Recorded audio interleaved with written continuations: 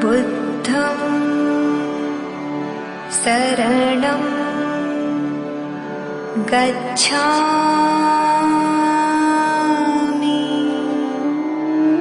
जय भीम दोस्तों, मैं रजत मौर्य आप सभी का स्वागत करता हूं बहुजन साहित्य के इस विशेष कार्यक्रम किताब पर चर्चा में, जहां हम चर्चा करते हैं बहुजन लेखकों द्वारा लिखी गई किताबें और बहुजन मुद्दों पर केंद्रित किताबों पर। आज हम इस वीडियो में चर्चा करेंगे बहुजन तबके के सबसे पसंदीदा टॉपिक ब्राह्मणवाद के ऊपर।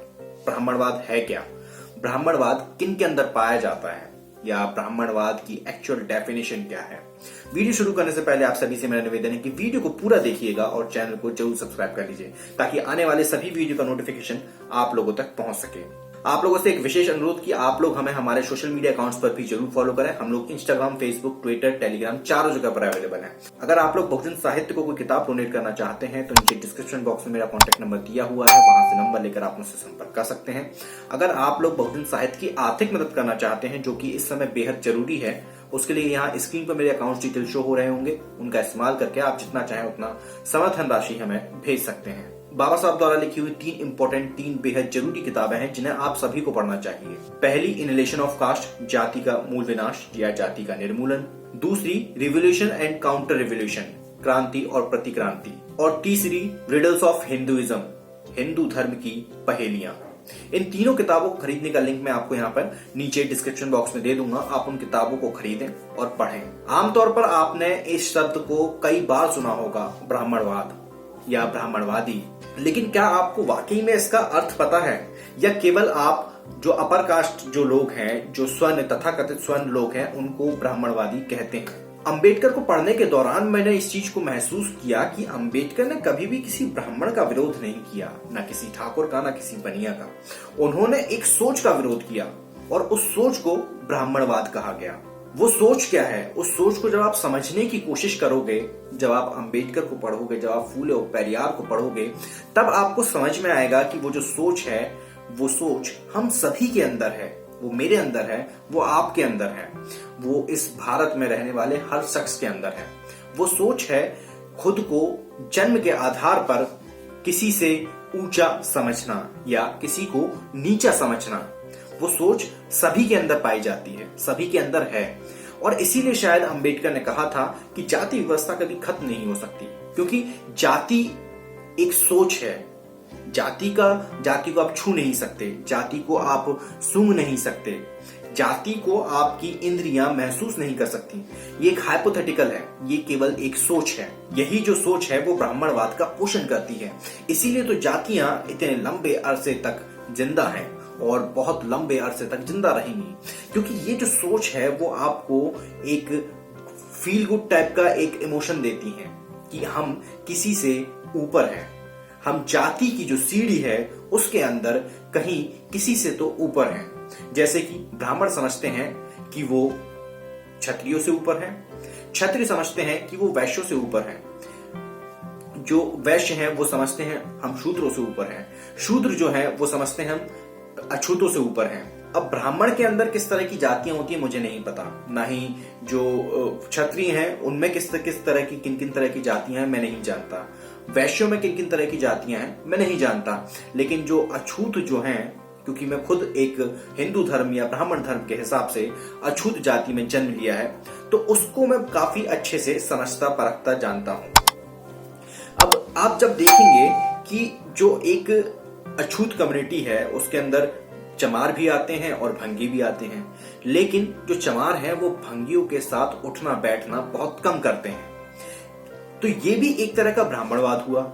आप शूद्रों में देखेंगे तो जो नाई है उसके घर यादव नहीं जाएगा या यादव उसके घर में नहीं बैठेगा, तो वो भी एक तरह का ब्राह्मण है, ब्राह्मणवाद है।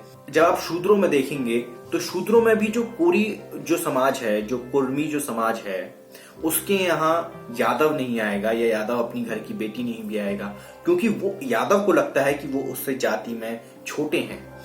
सेम ऐसे ही आप जो एससी कैटेगरी है उसमें भी यही चीज आप देख पाएंगे। मैंने अभी आपको एग्जांपल दिया कि जो चमार है वो भंगी को अपने आप से कमतर समझता है। अभी मैंने शायद 1-2 दिन पहले ही एक रिपोर्ट पढ़ी जिसमें ऐसी कम्युनिटी के ही लोगों ने ऐसी कम्युनिटी के ही लोगों को जात बाहर कर दिया है, उनका बहिष्कार कर दिया है। तो ये जो सारी चीजें जो हैं ये ब्राह्मणवाद ही हैं। तो अब जब तक आप लोग इस ब्राह्मणवाद को समझोगे नहीं तब तक आप उससे लड़ोगे कैसे? क्योंकि ब्राह्मणवाद कोई जाति नहीं है।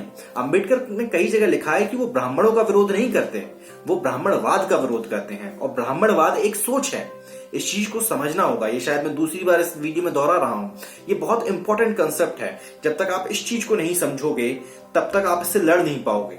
और जब आपको ब्राह्मणवाद से लड़ना है तो सबसे पहले खुद से लड़ना होगा, क्योंकि ये जो ब्राह्मणवाद है ये आपके अंदर है। जब आप ये कहते हो कि मेरी जाति किसी जाति से श्रेष्ठ है या मैं जन्मजात रूप से किसी जाति से श्रेष्ठ हूं, तब ये ब्राह्मणवाद है। तो जब आप इस चीज को पहले तो एक्सेप्ट करिए कि यार मेरे अंदर ब्राह्मणवाद है, क्योंकि जब तक आप किसी चीज को स्वीकार नहीं करेंगे तब तक आप उससे लड़ नहीं पाएंगे, तब तक आप उस कमी को पूरा नहीं कर पाएंगे। उदाहरण के लिए कि एक बच्चा है जिसके मैथ्स में कम मार्क्स आते हैं, वो मैथमेटिक्स में, गणित में कमजोर है, लेकिन वो ये मानने के लिए तैयार नहीं है कि वो कमजोर है।